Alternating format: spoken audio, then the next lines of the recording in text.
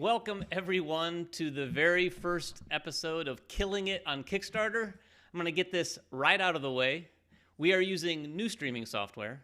It's me and Jeremy here. Kira is helping from afar, but she is helping. But we are going to be running this stream. This is my first time running it, and there is a lot going on. I'll just say thank you very much to Ryan and Kira for running these streams in the past. We literally had very little idea of how much went into this. So please bear with us and be kind in the comments if we make up any mistakes. I have Jeremy here. Jeremy? What's up, everyone? This should be an interesting take on Kickstarter, something we've not done before. So let's see how this goes. Yeah, we've talked about doing this for a long time, and a lot of people have asked us to do more commentary on Kickstarter. And there's a lot of content out there. We thought we'd do something live. We're going to try this. We might try some other formats. But what we're going to do today in Killing It on Kickstarter, we're talking about 3 campaigns that are, of course, Killing It on Kickstarter.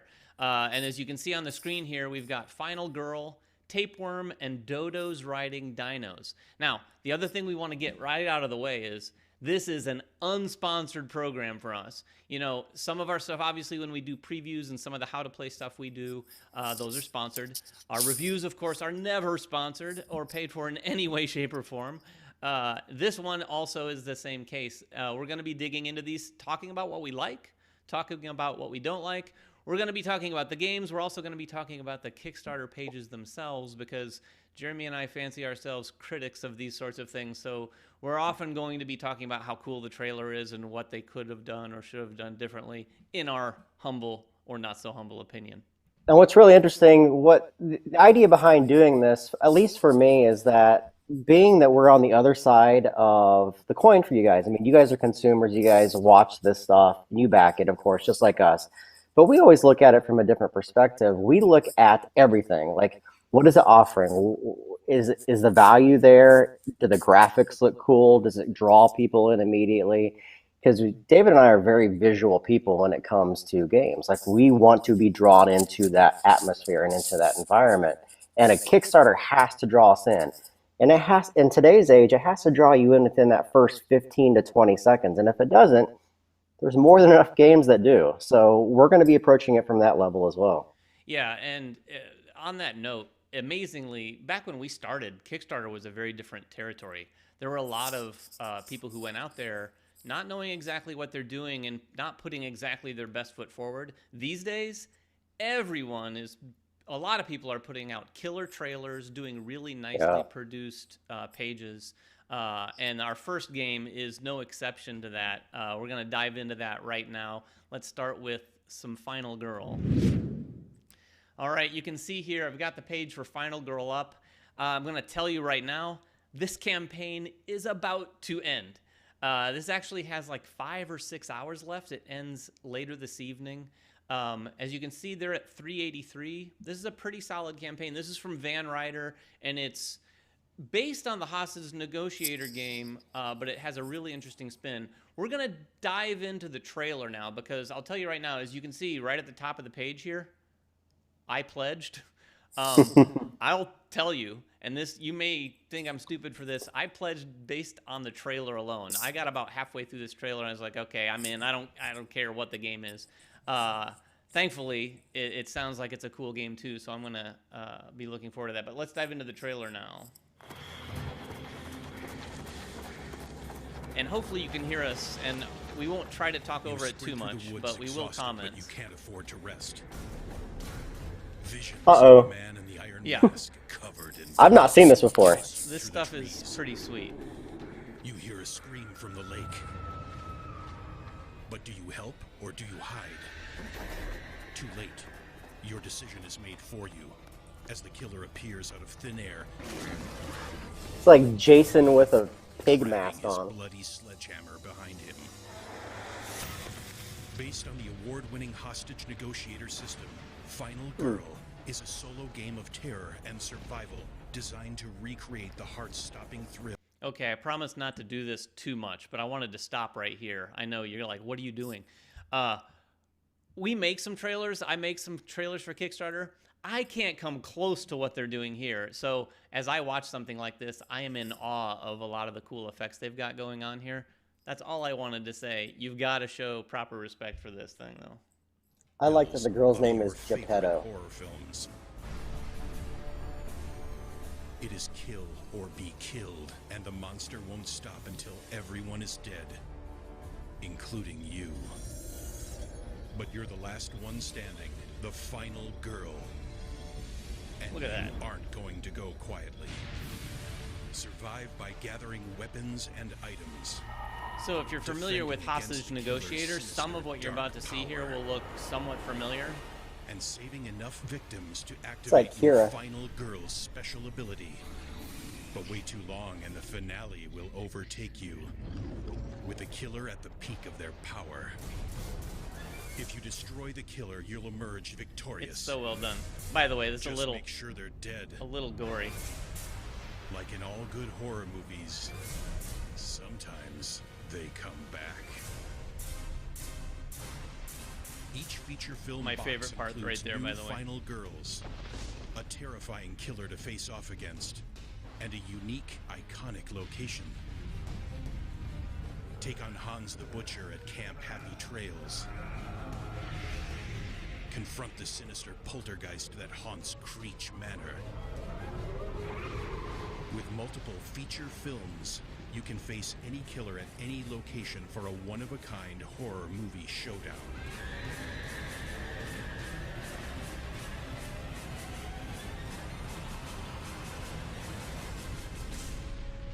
Pledge for Final Girl, if you dare, on Kickstarter now. All right. So that is That's the interesting. trailer. How long was that? 2 minutes, 35 seconds. Let's start right there. This is where we start critiquing. Jeremy, do you have any thoughts on how long a trailer should First be? off, can you hear me, David? I can hear you. Okay, cool. I mean, yeah, the trailer's pretty spectacular. Now, based on the Hostage Negotiator game, that game didn't sit real well for me, just for the fact that there's a lot of die rolling in the game, and I like solo games. This interests me more, and if you're not already familiar, I mean, by seeing our new set, I have one of those bloody hands on my window. I love horror movies. Like, this resonates with me. I have not backed the game yet, but I probably will. I mean, I've backed all of Van Ryder's stuff. I've backed Detective. I've backed all of their little, adventure book series. I love those type of things, and I like what they do. I know they develop really, really good games. And to be quite honest, with COVID-19, I haven't had a chance to really dive into Kickstarter lately. We've been kind of sequestered, and I don't really look on Kickstarter unless it's something that we're touching. And we didn't touch this game, but I'm interested. I'm Yeah, interested to see also what's below on the page, because to be quite honest, I didn't do a whole lot of research for this particular episode. I let David take the reins here, and I'm going to be viewing most of this stuff for the first time with you guys as well. Yeah, this, as soon as I saw this, I was surprised to find out that you hadn't backed it, because it has been right up your alley. You've been backing all the Van Ryder stuff. I don't back much stuff on Kickstarter. I probably have backed less than maybe 5 to 7 things in my life. I'm not a big Kickstarter guy. This one spoke to me for some reason. Like I said, the trailer really hooked me in, and then I actually asked Evan at Van Ryder what the big difference was between this and the Hostage Negotiator, which I also had no really familiarity with. So I actually had done some research on how it played, and I see what you mean talking about the dice rolling. And there is dice rolling in this. This is definitely, the DNA is intact. Still there. Hostage Negotiator. But some of the cool things this adds, and as we scroll down the page here, we'll talk about it. You can see in this page right here, there's a lot more components in this. Hostage Negotiator was largely cards and the dice and that sort of board that tracked where you know how many dice you could roll. This one also has a location. Let me see if I can scroll. Pardon me while I scroll all the way down. See right here. There. There's this is one of the scenarios. So they're calling them feature films. And each of them has this map. So you actually have a physical map related to the scenario that you're in. And you're moving your pieces. So the victims or potential victims are sitting around the board. You're moving a piece around the board, trying to get those victims to safe spaces. In fact, as you can see, I don't know if you can see right here, this one has a green border. So the victims are going to be spread out here. You have to get to them and then bring them with you to that green space. And I don't know if this changes per scenario, but one of the breakdowns I saw had it so that you're only taking 2 hostages at a time. So you can't just gather everybody and have them follow you, but you can get a couple of them. So it puts a more sort of a table presence, tactile element where you're moving things around. There's also a piece for that board that is the, I don't know what they're calling them. In this case, Hans the Butcher. And of course, they have miniatures. So I don't know everything about all the levels, but the miniatures are definitely a certain tier where you get the miniatures, and they've unlocked a lot of things, including those miniatures. But you're going to be moving those pieces around the board, and then along with that, using the hostage negotiator mechanics of rolling the dice, along with moving around the board. And in some cases, I don't know, yeah, it looks like every board has a few different locations that have like a brownish or yellowish border. Those are where you can interact to pick up items, and you can get cards that will effectively help you mitigate the dice or do a variety of different things. Maybe you're attacking the bad guy, and it's going to make that a little bit more powerful if you find a revolver or something like that. The other cool thing about those cards, at least in one of the scenarios I saw, there's a scenario, let me scroll down to it, this one, Poltergeist. By the way, they walked a fine line with some of the properties here. This one's called Poltergeist. Obviously, they can call it that because Poltergeist is just a word. But you're looking for a little girl in this called Carolyn. Not Carol Ann, but Carolyn. But if you've ever seen any movies, you might know what I'm talking about. Yeah, in this scenario, that deck of cards, you're also looking for Carolyn. So Carolyn is randomly in one of the 3 decks for the 3 different locations. So you have to go to those locations and kind of burn through those cards until you find Carolyn, which is part of the win condition, or at least getting to the final, showdown of the boss. What I find interesting on this is I'm actually scrolling down, looking on my own screen, David, and when you go down to add-ons, they have quite an extensive list of extra features in here. One of them that drew my attention is this miniatures box. Like, that's pretty cool. Like, I've not seen a game where you can kind of feature the miniatures you have, but the other thing they're calling them feature films, and it looks like you can get some additional ones, including when you go down to the $10 level, an exclusive mystery box. Like, I love the fact that campaigns have like these things they don't actually show you, but you're getting something. Like, there's nothing cooler in a board game than opening up a box and then finding envelopes underneath there, or finding mystery boxes that you open them, you have, oh, this is a really cool component. Like a game that we played that we didn't really fall in love with Machikori Legacy, but I loved opening each of those boxes, each new game, and that is pretty dang cool. Yeah, one other thing, if you scroll, I'm going to scroll down a little further so everyone can see this. They have an add-on here, Nightmare on Maple Lane, which is sort of Frightmare. Frightmare, sorry. Frightmare on Maple Lane. And I don't know where it is on this page, and I don't want to make you all dizzy by looking through it, but they recently unveiled that, when they recognized that maybe they weren't going to hit their original stretch goal here, they actually still wanted to make this available. So they did something really cool, either late last week or earlier this week, where they basically said, okay, here's what we're going to do for that final nightmare, or Frightmare rather. Is they set new sort of stretch goals to say, we're going to make this available in the add-ons. And if we hit this level, we're going to do it at a reduced price to backers. And then if we hit this next level, we're going to further reduce the price. And then I think if we ultimately hit the last level, which is, I think, in the low 400s, which could be possible in the last few hours here, it's actually going to be free and part of, I think, not an add-on, but part of the included stretch goals. It's an extensive amount of stretch goals on here as well. Not to mention, I think if my count is right, there's 5 of these feature films. Yeah. Oh, here's the other cool thing. And Jeremy, I know you're the type who would back everything, and that's what I did as well. But if you're not so sure you want to back everything, you're just backing for one of the scenarios. The cool thing here is they're letting you pick which one. So it's not just like this is the base game scenario. It's like you want to back for this one level. In fact, let me see if I can find that here. I have noticed too, it's been a while since I've been on Kickstarter. This is going to sound silly to those of you who are on Kickstarter a lot, probably. How long has it been since this separately scrolled from this? I didn't even notice that. Because in the past, if you scrolled down on the page, you would lose this information over here. That is a nice user improvement nice. on Kickstarter's part. So yeah, so at $35, feature presentation, get the core box, and I think this is the one where you get to pick one of the different scenarios, which is kind of cool. But then I think I backed at 99. No, I backed at 99, which is here at the top. 99. This is also another cool new addition to Kickstarter. I think they put the. Oh, maybe this is just because it's what I selected, but there may be some new ordering system here on the right. Anyway. It appears, too, if I'm reading that right, David, and just talking about the value of the game, that if you scroll in your $99 pledge, the miniatures box is included in there. Yeah, the 99 is everything you could want, for sure.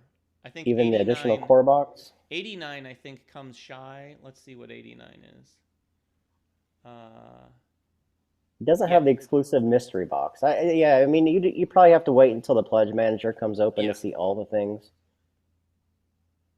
But that's a pretty good value. I mean, 5 base campaigns or scenarios, all of them can kind of be mixed and matched for $100. Yeah, that's the other cool thing is once you've played it a little bit, you could use Hans the Butcher in a different location because it kind of has and this is another reason why I backed it, it gave me a little bit of that Death May Die vibe because when you have all these things, at the end of the day, you can take whatever bad guy and whatever location and match them up because the decks, each of them have a deck. So you combine those decks. So as you go through and experience the cards, because there's cards that flip over that do bad things, obviously, in a game like this.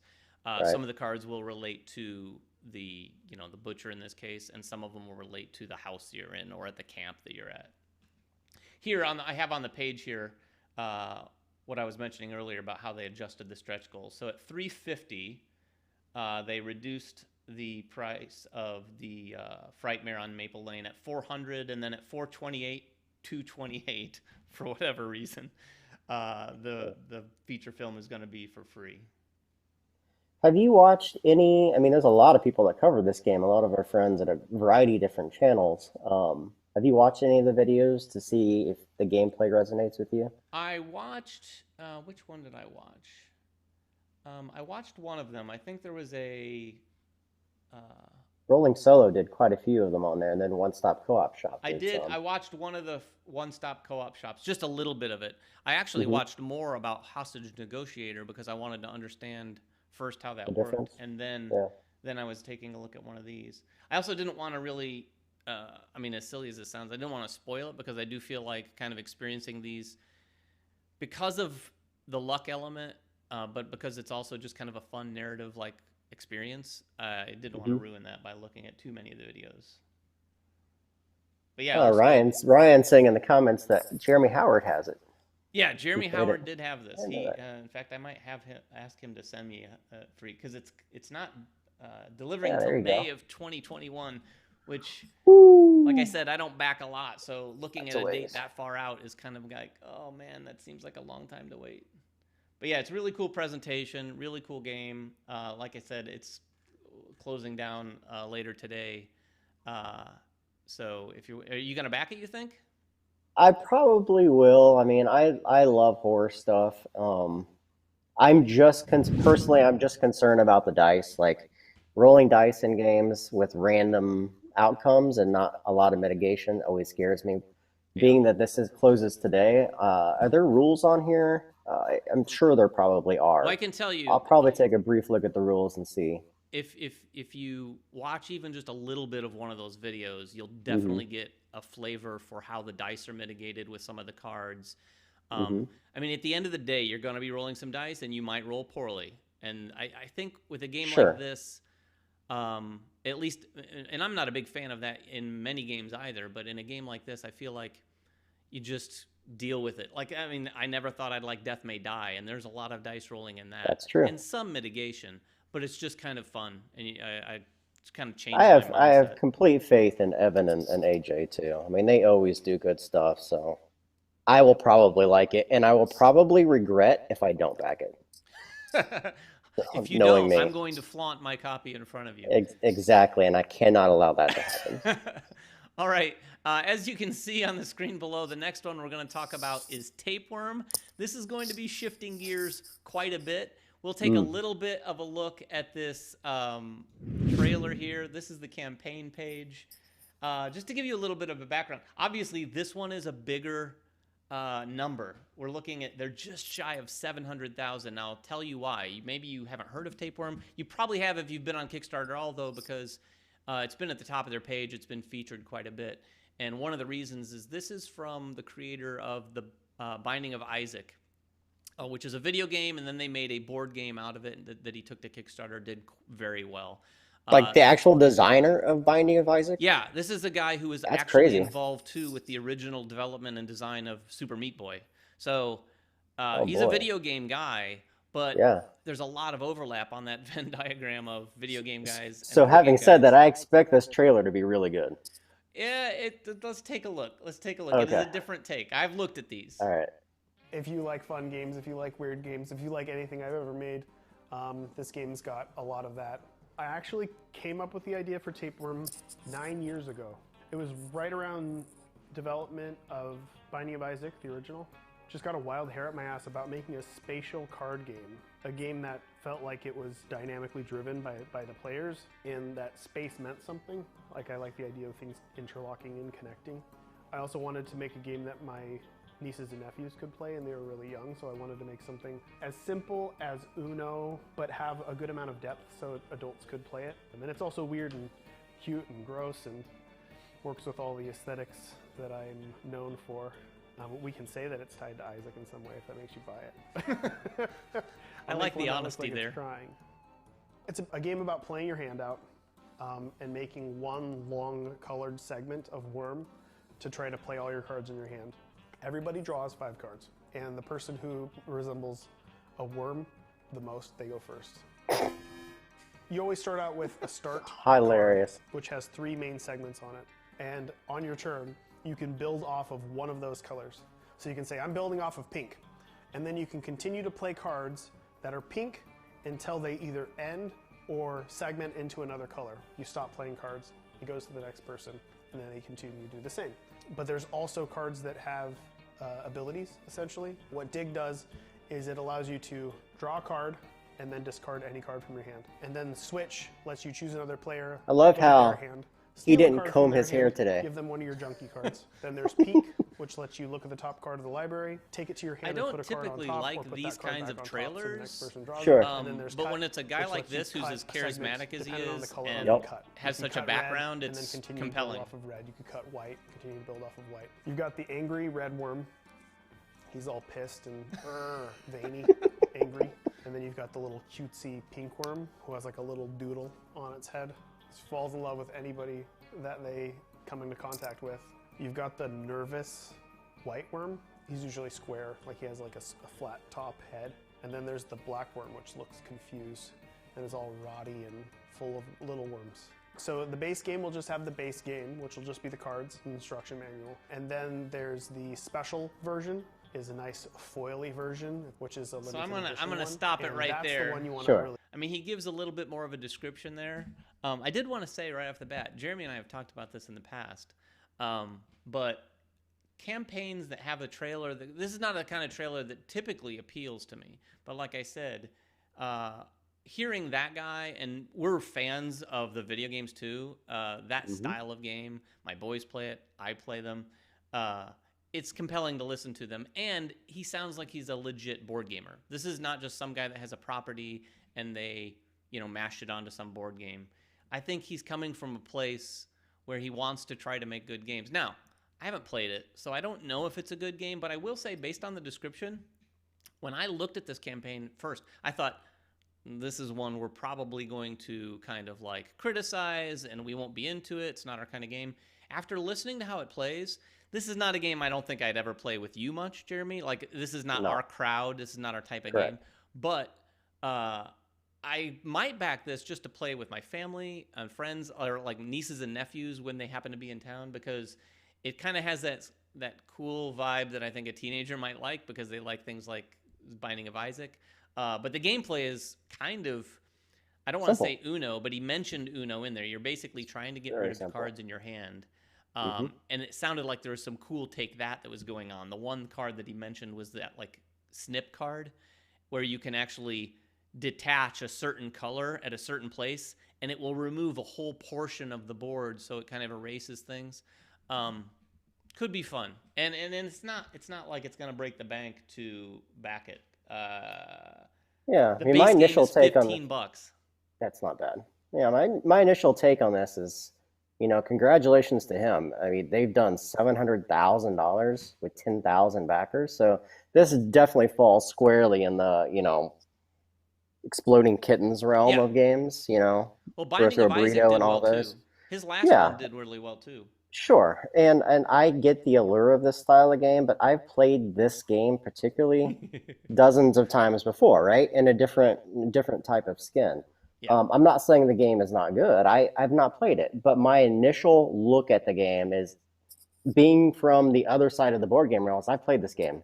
I've played it many, many times before. I'd have to sit down and have someone change my mind. What's very interesting though is the comments at the start of this, like Forbes, PC Gamer, Fanbyte, like these are all pretty high-end media people. So he obviously already has some pretty established So what do you think about connections that to these. though? Like, Oh, that's cool. That's awesome. see, that's interesting because I'm very cynical when I see that sort of thing. So when I see something from Forbes about a board game or a video game or anything that's sort of like not the Forbes audience, like if Forbes did a review of Super Meat Boy or the video game Binding of Isaac, I'd be like, well, this should be an interesting read because I'm sure the person might not know anything about video games or not really be legit into it.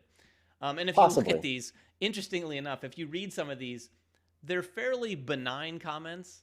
Some of the quotes, I mean, Fanbyte. Not part of this is because they're trying to be funny, but Edmund McMillan wants to infect you with tapeworm. Sure. Like, it is interesting it. structurally how they did it at the top of the page. Like that's the other thing I've noticed in looking at a lot of these. They, right at the beginning, 100% funded in 4 minutes, right at the top of their page, so that the first thing anyone sees who's visiting it goes, oh, well, maybe this is a big deal I should be looking to. And then the quotes, which usually the quotes I've seen on most pages happen towards the bottom of the page. Mm-hmm. He also gave a fairly good explanation of the game in the video, which kind of makes it so you don't have to kind of like dig down through the video. And it's a simple enough game, of course. But here's the description of how to play. And if you missed What it gets me as you're scrolling through this, like everything in my body and everything in my experience tells me that Kickstarters need to be compelling in the way that they present the material graphically. And this doesn't. Like you're looking at a blank white page with some, not easy to read text and some images of the game on there. Yet it's done 700K. And that just tells me because, I mean, that's partially because of, his following of people. But this isn't the prettiest Kickstarter page. No, there's not a lot going on. It doesn't have a lot of the bells and whistles you and I both like. Not at all. They could have had some animated stuff here, but they're probably relying on the fact that they don't need to do that. No, they don't. I have to say, if we were running a Kickstarter for a game and we thought this is a slam dunk, we don't need to do anything other than say, hey, everybody, here's this game. Would we? I think we'd probably still try to make it flashy just because we like doing that. Of course. But this one, it's true. That's true. It's not terribly flashy, but it's clean. There is a fair amount of text. Like for a game like this, I would think a lot of this text, and I'm sure a lot of it's just flavor, silly text, but I would think a lot of this text someone might look at that and go, ooh, there's a lot to read here. Maybe this game's more complicated than I thought. So here's the tiers. You can, like I said, back at $15 for the base game. Then they have the Pink Box Edition, which, as far as I could tell, it gives you the print and play, but it's also the box is foil. I couldn't determine whether or not the cards themselves were foil, or if just the box. Some of the cards were foil. But that's 20. Oh, yeah, I guess there is more content right here. Mm-hmm. For $25, again, pretty cheap. Then Double Trouble gets you the base game and the sort of slightly upgraded version of the game for $35. So, which I think is cool for any small game like this. Have you ever backed a game like that, Jeremy, where it's like it was $20, but it's $30 or 25 even, and you get 2 copies, and then you can give a copy to a friend or gift it? I'm not that nice. No. I'm here to tell you, everybody, that is a moment of honesty from Jeremy. I've not gifted these kind of games to people before. He might sell you a copy. And as I'm saying this, and I don't mean to belittle this game at all, but these are not the games that speak to me. I wasn't a backer of Thrisso Burrito. I wasn't a backer of Exploding Kittens. I am more of a hardcore gamer, and this just doesn't speak to me. And what's interesting about that is, I think you and I both said this too in the past, is we see so many games that are going to Kickstarter, some of which we can look at right away and say, this game is not really a Kickstarter sort of game. And I'm not talking about just from small publishers only, even from big publishers. In fact, sometimes more from big publishers. They try to take a little card game or a little this to Kickstarter. And my first instinct is to think, is that a Kickstarter sort of game? Because the Kickstarter crowd and the market there wants stuff. They want miniatures, and they want, think Joan of Arc or Batman, those sorts of things. That's sort of it's not all Kickstarters, obviously, but it's a lot of the board gaming Kickstarter community. And a game like this, from any other person who doesn't have some sort of cachet built into his name,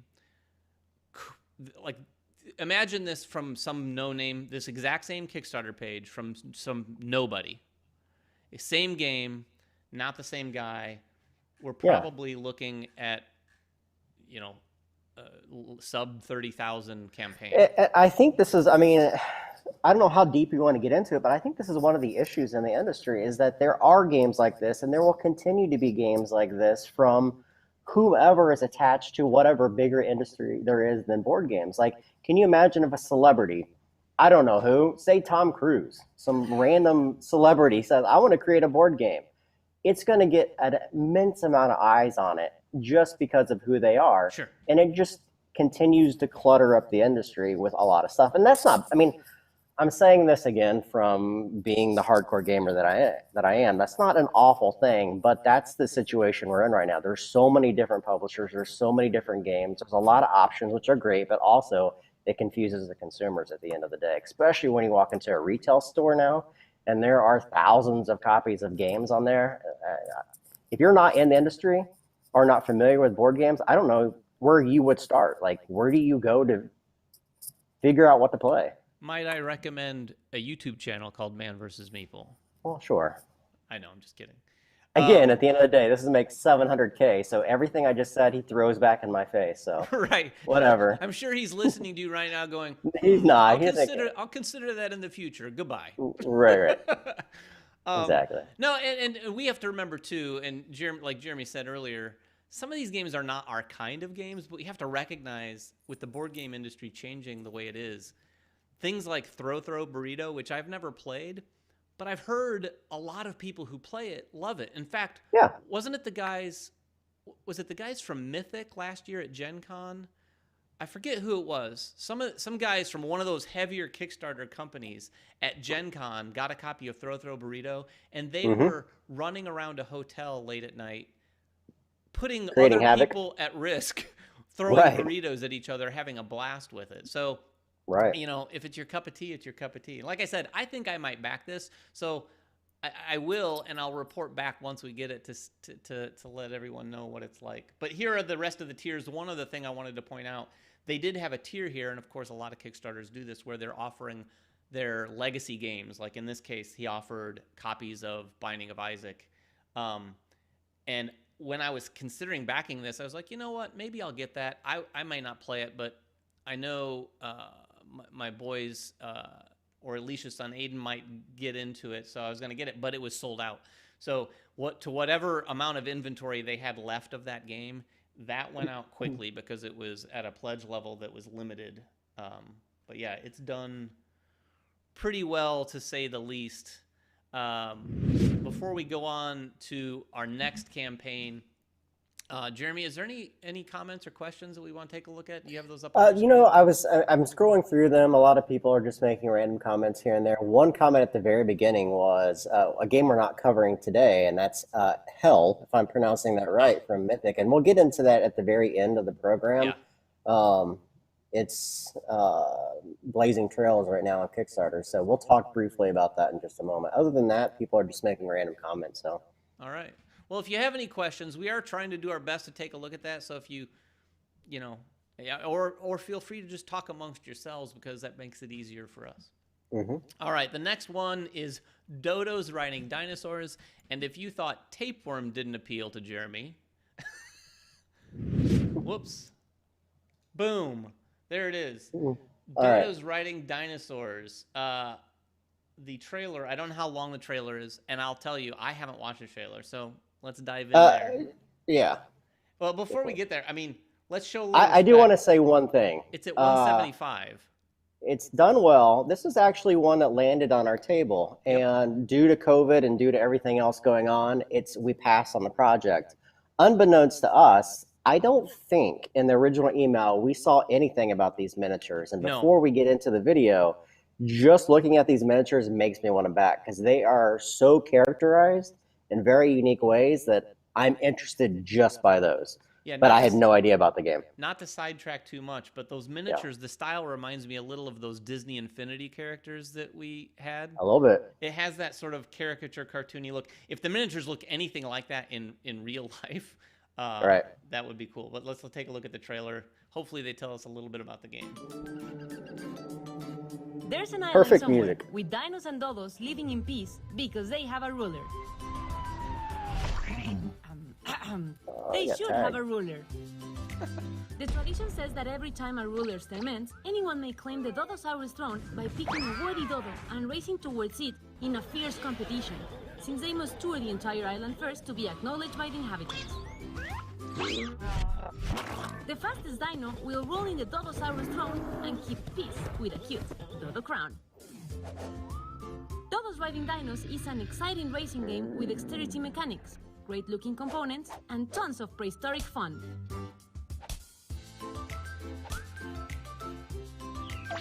Winner of the Quetzalcoatl Award, voted by the public in Rolla Game Expo 2019. With your help, this game will become a reality and expand the universe of Creature Kingdoms. That was quick. That was quick. That was 1 minute. That's my kind of trailer. Yup. I dig the 1 minute. That's the kind of trailers I like to do. So, what's your reaction to that, Jeremy? Well, obviously it looks very much like a kid's game. What I will say, and I don't want to belittle anyone, but looking down the page, this was created from a company in Mexico. I do believe that if you're going to put a game on Kickstarter, the primary audience is U.S. based, English based. That you have to have a commentator or someone doing voiceover that is English based. The accent there threw me off, and I'll probably have to watch it again to get all the verbiage that they're trying to, present. So that kind of threw me off. That was my initial take. What did I miss there? I didn't catch everything. Yeah, I think that's a fair point.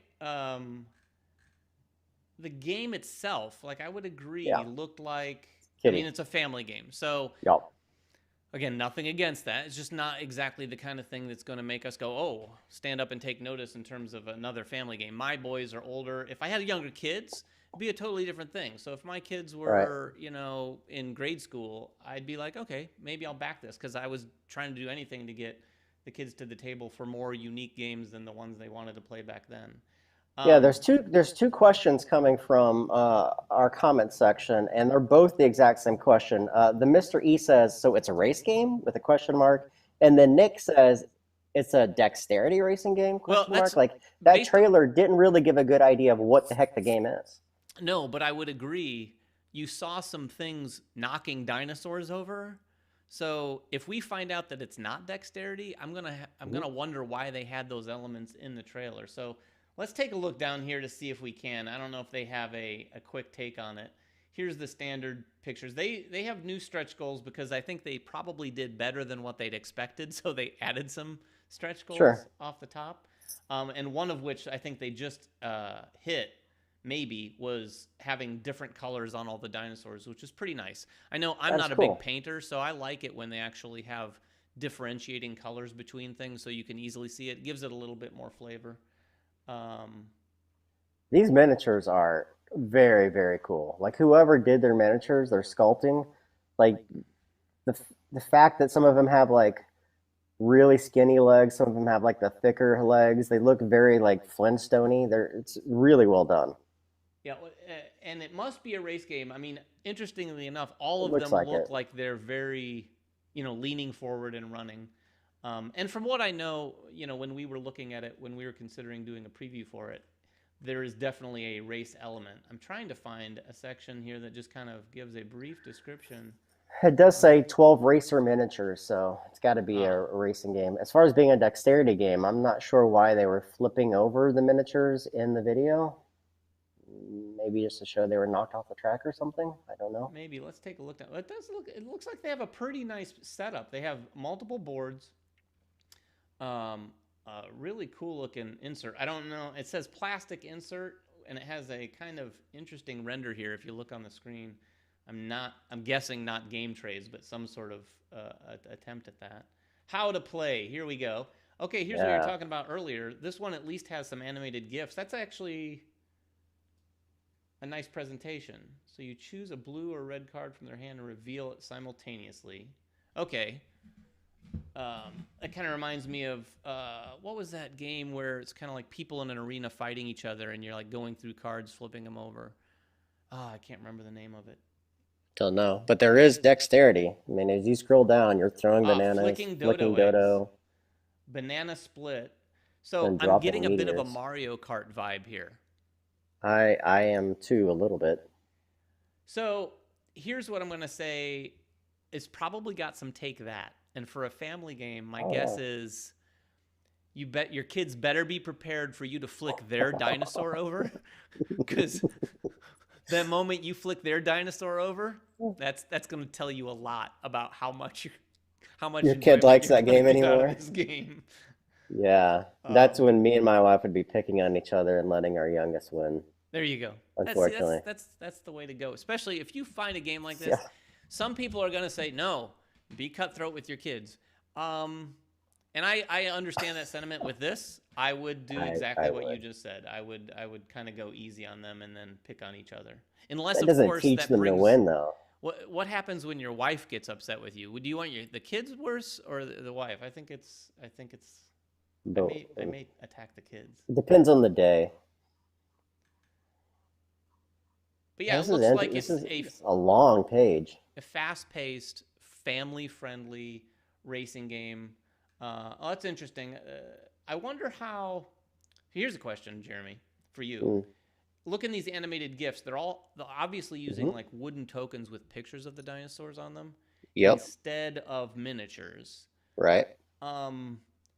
In which case I'd feel fine. Like if this was a game I cared about and I owned and I'm like, I don't want it broken or anything, I'd be fine if it was those pieces. If I had the miniatures, unless they're made really well, I just feel like, what if the miniatures get knocked around off the table and stuff like that? Well, the game, just the gameplay elements themselves, if you're flicking those wooden pieces, those all have the same dimensions. So it would be a very different game flicking the miniatures over because some of them have different weights, different balance levels. I don't know how that would affect the game. Can you tell everyone that we analyze even games like this way too much? Like, wait a minute, before we played Dodos Riding Dinosaurs, let's talk about the balance on these miniatures. I'm just saying. I know. I just think it's hilarious. It would occur to me too. Yeah, that would be a weird thing to... maybe it's... I don't know. I don't know. Did you see this miniature? Do you see the miniature on the screen right now? I do. The exclusive one? Mm-hmm. Yeah, that's pretty cool. That's actually very, almost Pokemon-esque. I feel like, I'm going back to this miniatures, the miniatures versus the wooden pieces, that they're telling me as a gamer that this is meant to be just a fun, non-strategic game. If they don't have balance issues like that, where they're fine using something to flick over miniatures and they're flicking over pieces of wood. They mean the same technically in the game to them. that this is just meant to be a fun little throwaway game. Yeah, another. Again, I could be wrong, but Look at my screen if you haven't seen this thing. This Mecha chicken dragon. This is another. Yeah, He looks they've very definitely different. got a good sense of humor. This is, I mean, for what this game is, I think they're doing the right things. How much is it? You know, I haven't looked at that. It with is all of these miniatures, or technically $49. Dodos Riding Dinosaurs. No. Yeah, With all the miniatures? No way. Physical copy. There's no way. 59 is Dodos with dinosaurs plus the Cucks and Babby, which is that exclusive miniature. Yeah. I mean, I don't. Let's see here. That cannot be right. Let's. I'd have to talk to someone in publishing, because that seems really inexpensive for how many miniatures? What's in the box? 12. All planned stretch goals. 12 racer miniatures. Oh, it also includes the wooden miniatures, if you want to protect your. Oh man, you see this? Like if they look, I'm sure these are just shaded in Photoshop or something. Sure. Because I assume that those are not legit. That's a good point. Jay says that Grim Forest was a $50 MSRP with loads of miniatures. Yeah. I don't know how many. I mean, it's 12, so it's not like crazy. I suppose. I mean, I could be wrong. So are you gonna back? No. You don't want those miniatures, huh? No, I mean, the game just doesn't interest me. I have more than enough games right now to play through. I know. I probably won't back this one either, but again, to each their own. If this game looks great and if you have a family that you think you get this to the table with, it definitely looks like a solid product. The gameplay... The artwork's pretty cute, too. If you scroll down to the area where it says unique artwork. Is that down low? Although it looks like it's coming from different sets of artists. If you look at, yeah, it's right below the spinning miniatures. Keep going down, keep going down. Oh, really? Further than this? I don't know. Man, they got a lot of... they got a lot of reviews. Keep going down below that. Maybe. Below stretch goals? Maybe. Oh my gosh. I don't know where you are. This is a long page. Go all the way back up. Talk about that. It's actually near the top. Yeah, go all the way to the top. Yeah, it is a very, very, very long page. And we much can't say longer much than about that I think what's because needed. Our own Kickstarter is not exactly the shortest page in the world. No. All right. Right. Sorry, everybody. If you right there. Boom. Unique artwork. If you look at the top right card, it says thievery, and then any of the other cards looks like different artwork. That almost looks like it's cell shaded in a way, or maybe it's just not finished. Oh. But anyway, the artwork is really cool. I like it. I actually like the graphic design too. Yep. It's a solid looking game for what it is. Again, I'd probably just not our cup of tea. Oh, well, you know what? They have the photo below that is not a render of a miniature. That's a legit, at least 3D printed miniature. It looks pretty good. Oh, that's a great point. William Burgos says in the comments, no, I'm sorry.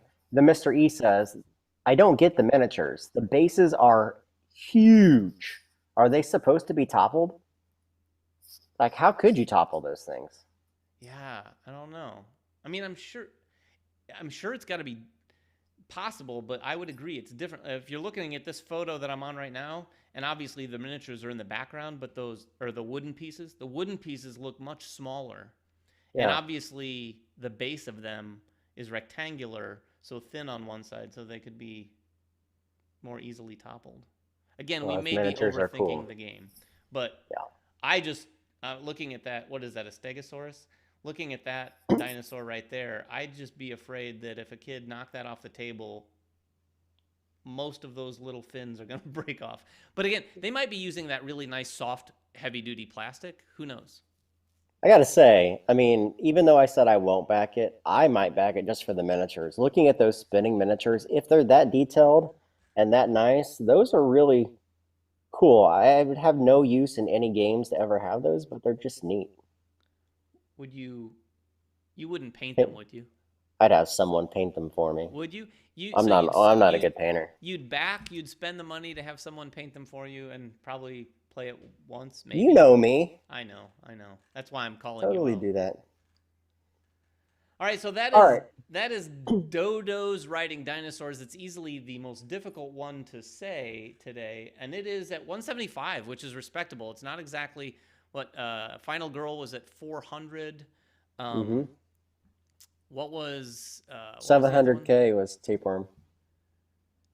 Yeah, wow. I mean, that's the winner as far as monetary value. But if you're looking at all three of these games, obviously you backed Final Girl. I would say out of all three of them, Final Girl is definitely the game that speaks more to me as a gamer. I will probably back it. There's not much time left on this campaign. I have to back it today, so yeah. What's Final that's Girl? The one for me. How much time's left technically for everyone to know? That's a great question. I don't know. I've closed that out. My page says 10 hours.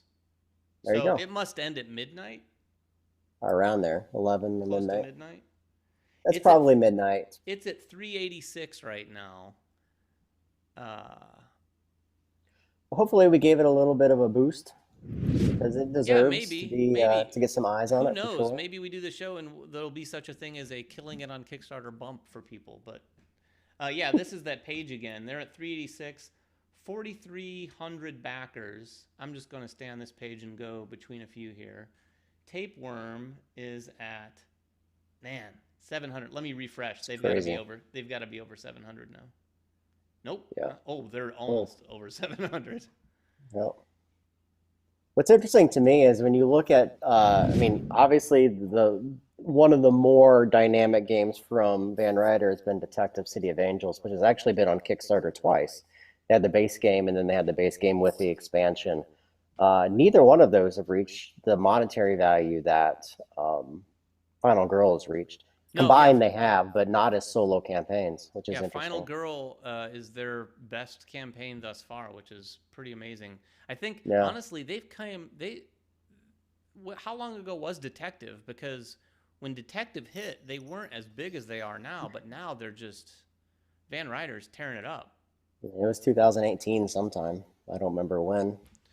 So the last thing we want to do, we want to take a look over at KickTrack. If you're not familiar with KickTrack, you're not alone. I was not terribly. In fact, I am not terribly familiar with it, but it is a site that tracks basically some of the hotness that's going on Kickstarter. But the way they do it, and I'm going to go ahead and cut over to that page right now. We have the KickTrack hot list for the tabletop games, and this is as of today. So they track this daily. Now, what you should know before we look at this is, and this is going to be a horrible explanation, but just to give you an idea, it takes a look at how well campaigns are doing, but only as it relates to people who are also part of KickTrack. So say there's a huge campaign and nobody who backed it is on KickTrack, I think that game is not going to really show up. It has to have a lot of overlap. So they're banking on their KickTrack community, if you will, to determine what the hotness is. Kind of think of it maybe a little like the BGG hotness. But like Jeremy said earlier, this is where we can see number one is that Hell game. Jeremy, do you know anything about this?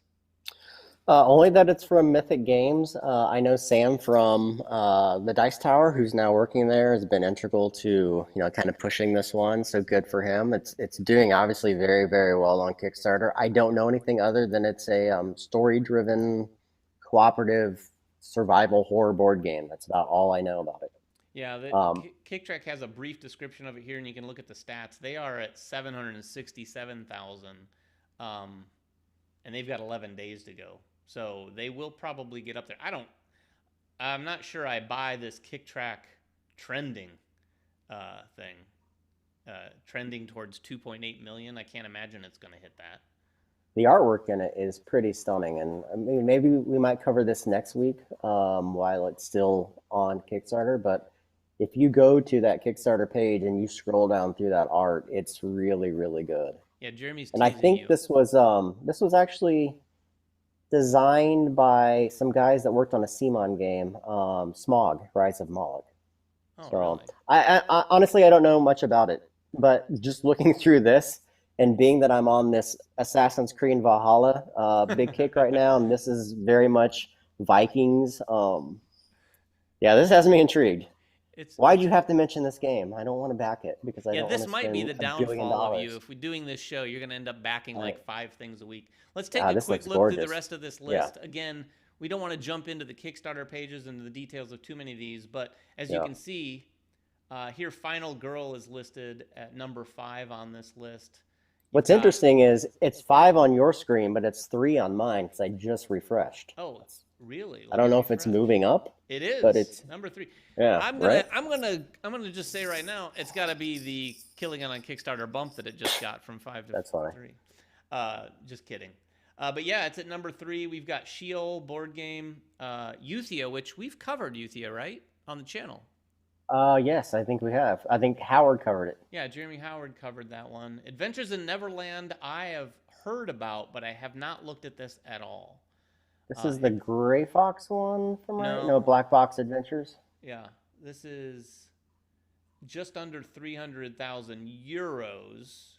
And the idiot that I am, I don't have that translation to what that means. There's something super appealing about that game as well.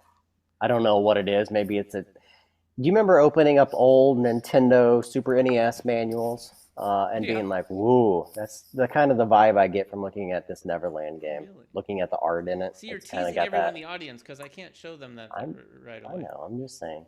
They can Maybe go next look at week, it. though. You know, in fact, in the comments, either right now or if you're watching this after it's been broadcast, give us some ideas about like what you'd like us to dive into and look at. We're basically going to be looking at Kickstarter and seeing what's happening and how well it's doing. Again, also, we don't know that we're going to do this every Friday because that might be a little bit overkill, but we'll do it every once in a while for now anyway.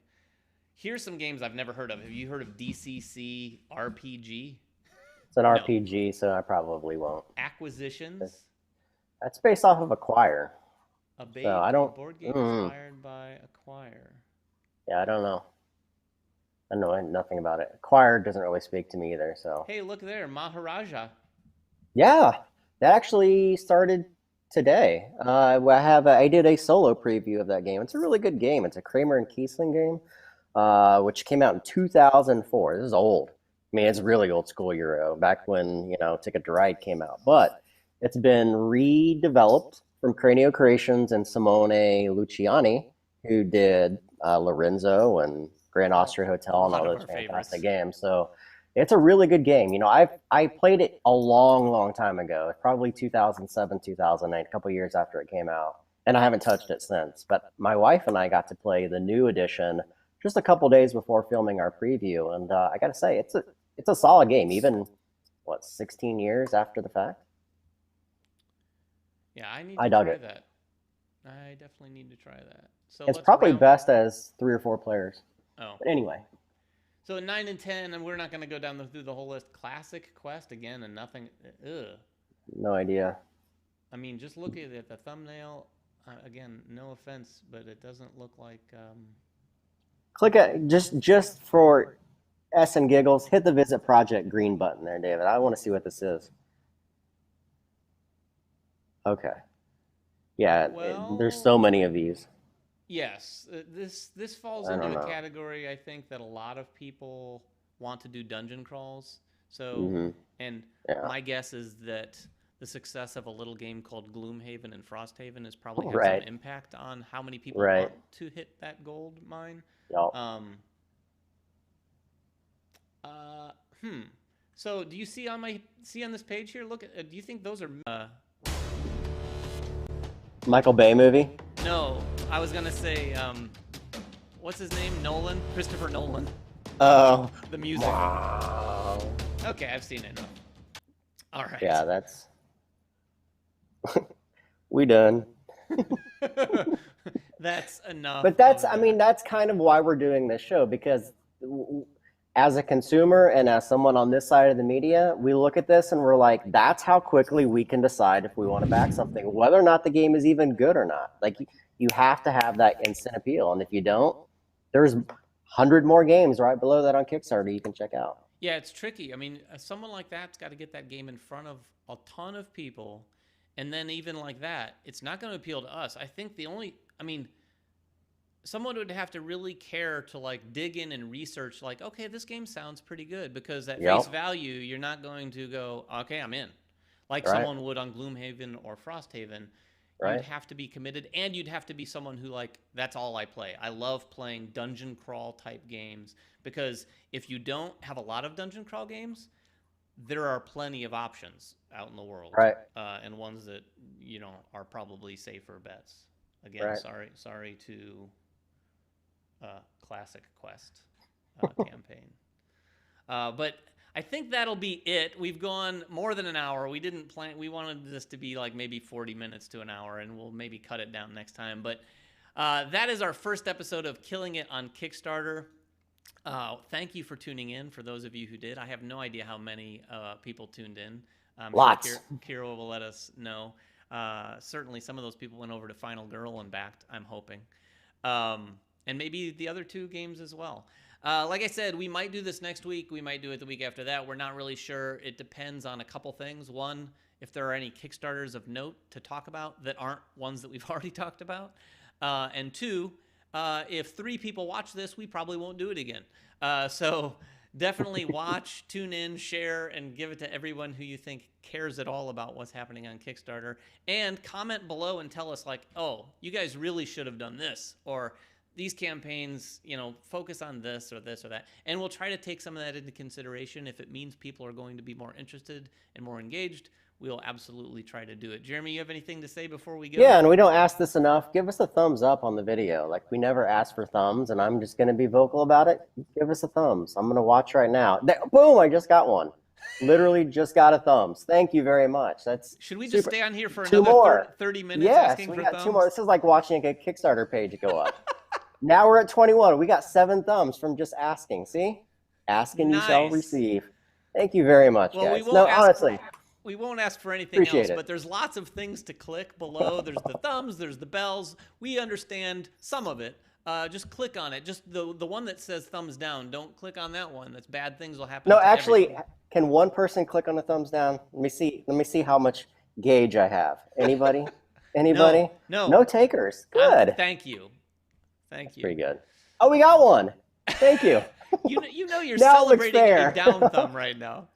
Well, someone's going to give us a down thumb. Might as well ask for it. All right, so that's it for the first episode of Killing It on Kickstarter. We will let you know when the next one's coming up. It probably won't be next Friday, but maybe it will. Just stay tuned to the channel and you'll find out. Thanks for watching, and we'll see you next time. See you guys.